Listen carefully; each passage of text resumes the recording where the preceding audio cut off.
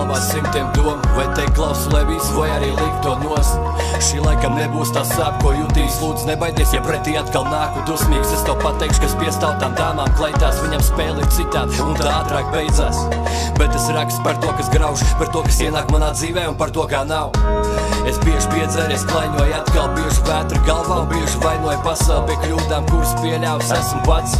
Un nolaižās zemē svešs acis, cik vēl bez miega nakts būs jāizcieš, cik vēl panti no dziesmām būs jāizgriež, cik vēl ilgi es teikšu, ka viss labi man būs. Man ir divas puses mans un abas to jūt.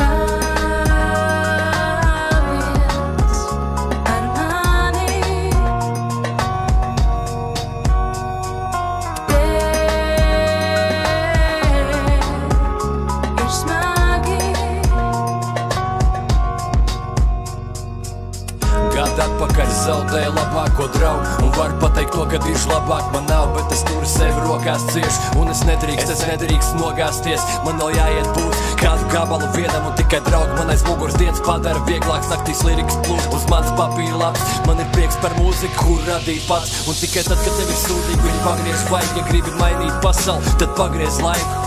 Un es savādāks nekā tu biji, priecājies par visu arī lietu, kas līdz. Jā, nu banāli teikt, bet visi dzīvojam vienu, un tikai Dievs var sodīt par to, kā rīkojamies. Kas ir grāmata iekšā, tajā satura nav. Nakts pienāk un debesīs kaut kas varbūt par daudz, brālī.